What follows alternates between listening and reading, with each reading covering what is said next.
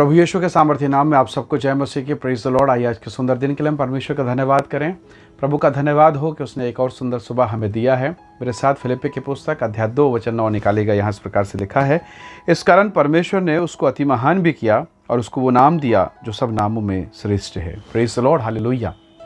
प्रभु के लोगों, फिलिप्पी की किताब अगर आप पढ़ें 2 अध्याय, तो यीशु के स्वभाव के बारे में बताया गया है कि वो परमेश्वर होकर, परमेश्वर के स्वरूप में होकर भी उसने मनुष्य का रूप धारण किया। जो वो था वो नहीं बना, पर जो नहीं था वो बना, वो दास का रूप धारण करता है। Praise the Lord. अपने आप को दीन किया, नम्र किया, लोगों की भलाई करने के बावजूद लोगों को उसने बर्दाश्त किया, पीड़ा को सहा, अपमान, बेइज्जती, निंदा को। कई बार इस प्रकार की दशा में हम अपना आपा खो बैठते हैं कि आप भलाई करते जा रहे हैं और लोग आपकी बुराई करें, आपके विरुद्ध में चलें, आपके खिलाफ काम करें। कैसे आप उनसे प्रेम कर सकते हैं, कैसे आप उनको क्षमा कर सकते हैं? पर ये यीशु ने करके दिखाया। Praise the Lord.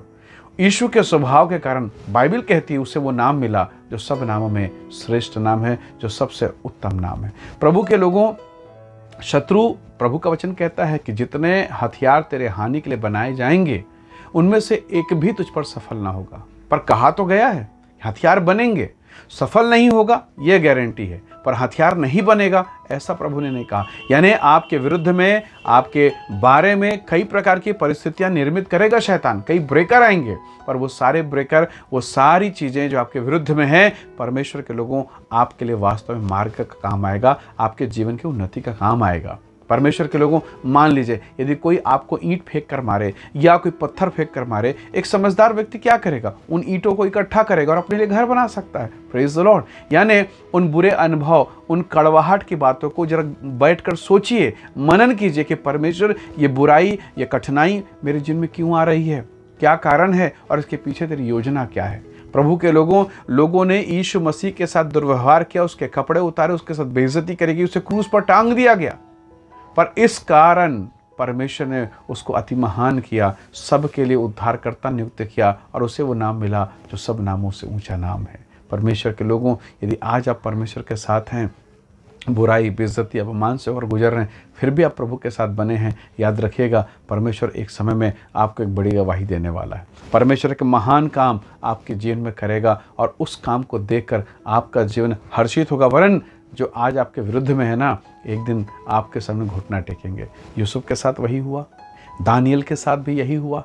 परमेश्वर के लोगों, दाऊद अभिषेक पाकर कितने साल जंगल में भटकता रहा, पर एक दिन दाऊद के साथ भी वही हुआ, अर्थात उनके विरोधी उनके सामने लज्जित हुए, उनके लोग जो उनके खिलाफ में थे, एक दिन उनको झुकना पड़ा। परमेश्वर के लोगों, हमारे मन में ये भावना नहीं होना चाहिए कि प्रभु आप इसे मेरे सामने झुका दीजिए, प्रभु आप इसे मेरे सामने गिरा दीजिए। नहीं, आपका मन बिल्कुल पवित्र, पाक और साफ होना चाहिए। आपके मन में कपट, बुराई, जलन, प्रभु का वचन कहता है जब तेरा शत्रु गिरे तो आनंदित मत होना, हर्षित मत होना।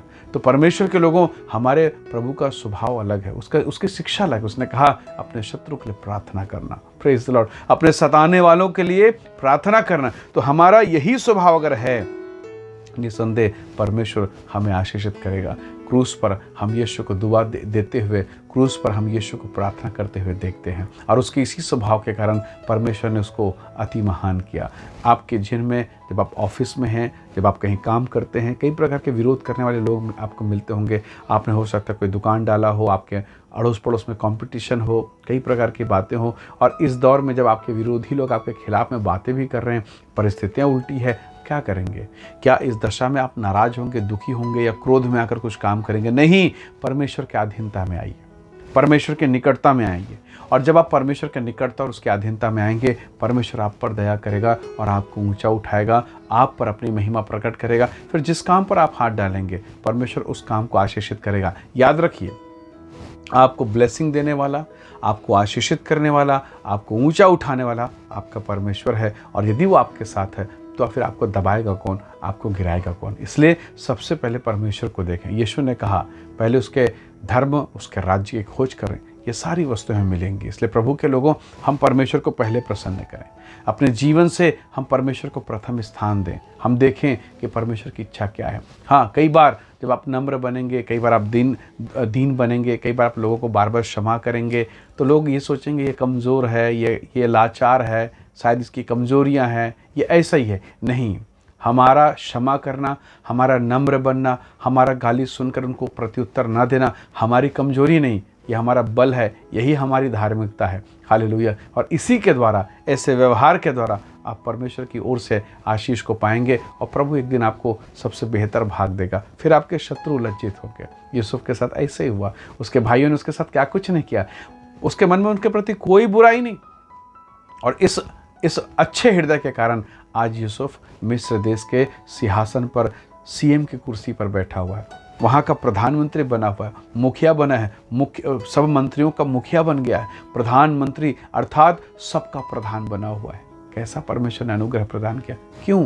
अभी तो वो जेल में था, अभी तो बंदीगृह में था, अभी तो किसी महिला ने उसको अंदर करवाया था। परमेश्वर के लोगों, वो पवित्रता में था।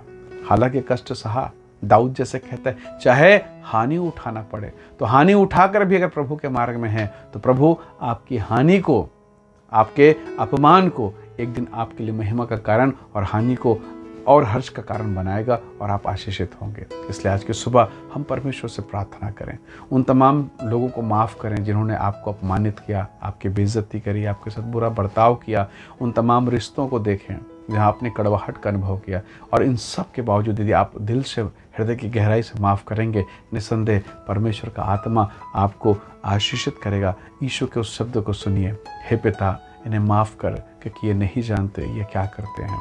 जिस दिन वो समझ में आ जाएगा, आपके सामने बिलक बिलक कर रोएंगे, आपसे माफ़ी मांगेंगे। हालेलुया। आप जानते हैं, इसलिए आज आपको उनके लिए माफ़ी मांगना है ताकि पिता आपको आशीष दे। आइए दुआ करें। स्वर्ग में विराजमान परमेश्वर, एक ऐसा स्वभाव जो आपका है, एक ऐसा जीवन जो आपका है, ऐसा अनुग्रह में प्रदान कर प्रभु कि हमारा जीवन आपको भाने योग्य, आपके योग्य हो जाए। प्रभु उन तमाम परिस्थितियों को, उन तमाम बातों को तेरे हाथों में सौंपते हैं जो हमारे हृदय को, हमारे मन को डामाडोल करती। प्रभु मेरे प्रिय लोगों पर दया कर, इनके आत्मिक जीवन पर, इनके पारिवारिक जीवन पर, इनके हर एक कामों पर तेरी ब्लेसिंग, तेरी बरकत हो। पवित्र आत्मा की सामर्थ प्रभु यीशु के नाम से इनके जीवन में कार्य करे, अद्भुत आशीषों को प्रदान करे प्रभु। और आज का ये दिन इनके जीवन के लिए आशीष का कारण होने पाए। इनके दुखों, इनके क्लेशों को दूर कर, हर दुष्ट की सामर्थ, हर अंधकार की शक्तियाँ इनके घर परिवार से, इनके बच्चों के जीवन से, इनके फैमिली मेंबर के जीवन से इसी समय दूर हो। इन्हें आशीष दें, अनुग्रह प्रदान करें। पिता धन्यवाद, आपने प्रार्थना सुना, प्रभु यीशु के सामर्थी नाम से मांगते हैं, आमीन आमीन। प्रभु आप सबको बहुत ऐसे आशीष दे। बहुत धन्यवाद। जय मसीह की। Praise the Lord.